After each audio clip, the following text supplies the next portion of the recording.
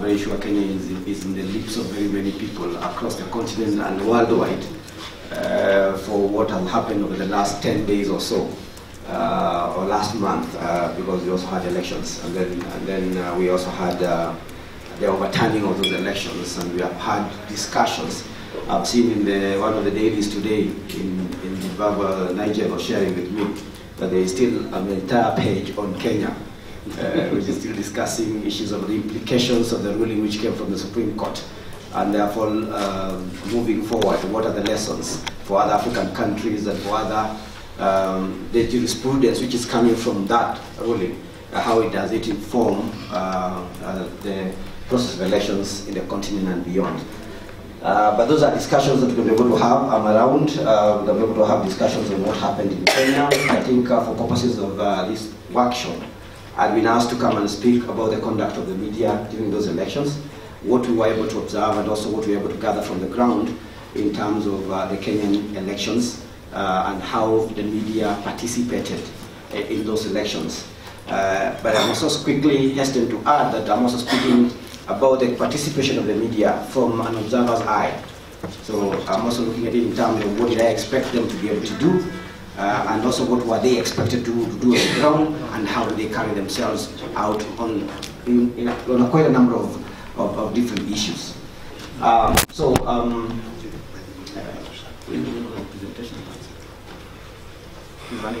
Yes. Disappeared.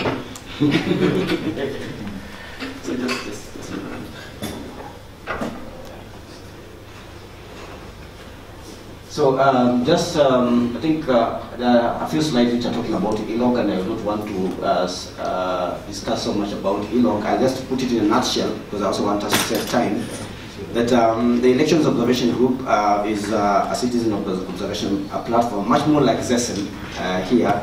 There's a membership across the board from civil society organizations which have been involved in election work for over the last 20 years. We have representation from the faith-based organizations which are also been on the ground and also been very interested in carrying out election monitoring. And we also have special interest groups such as persons with disability, women, youth, marginalized communities and minorities who are members of the election observation. So that is just run through up to the last 7th slide. I think it's just basically about what ELOG has been doing. We started our work in 2010, and we observed the referendum first. We also observed the 2013 elections and the 2017 electoral process, which is currently underway. In between, we have also been among the main some of the actors around the region, trying to come up with a regional network of observers. In 2013, we were able to come up with a regional group called the EHON, the Eastern Horn of Africa Election Observers Network, which is much more like SADC ESN on this side.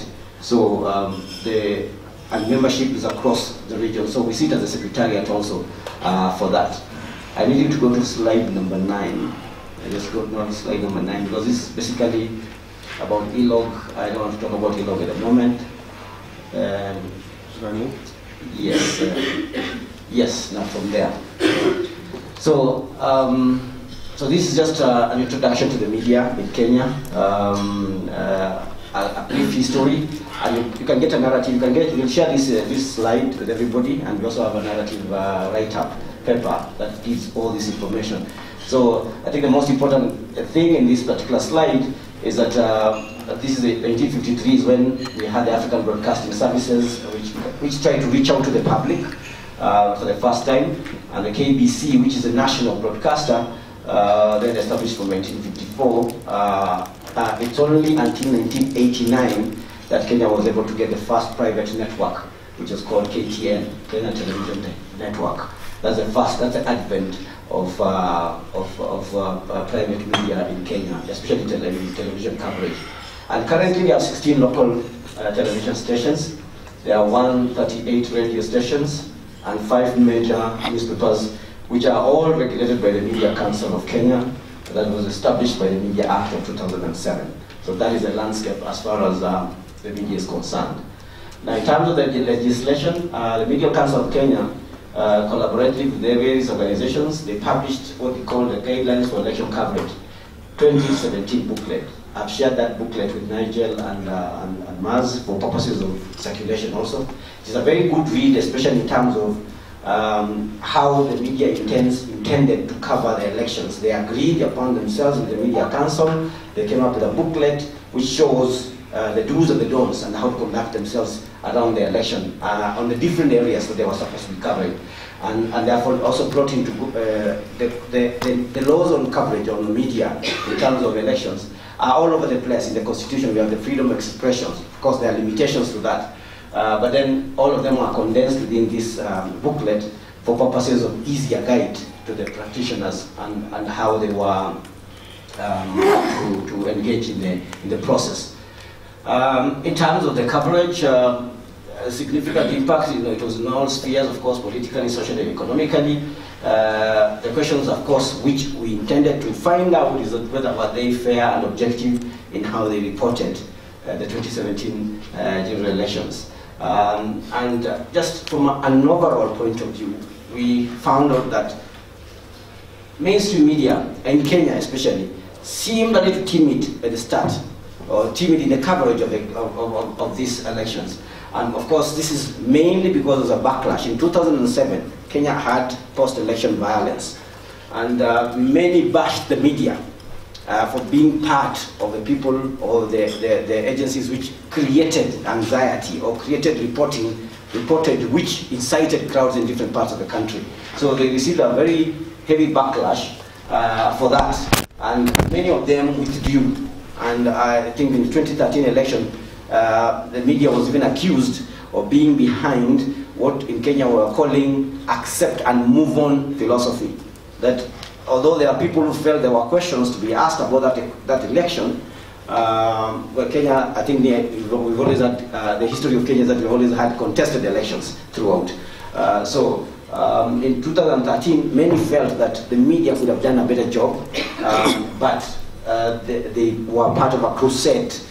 It was called a so-called crusade that yes, maybe there were issues with the elections, but we need to accept and move on, because back in 2007, when we never accepted, there was a fight, there was violence, and lives were lost. And therefore, coming to the 2017 election, there was also that timidity, that they were very pensive about how they want to go in terms of the coverage. And you remember, of course, just reminding people that in 2007 we had over 600,000 persons who were displaced, and over 1,300 people died in that process. So there was that fear.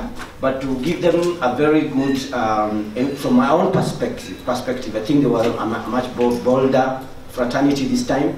They worked very well. They did go out of their way to really try to capture as much information as possible. In our survey in terms of voter education, for instance, I think they were doing better than even the commission itself in terms of outreach.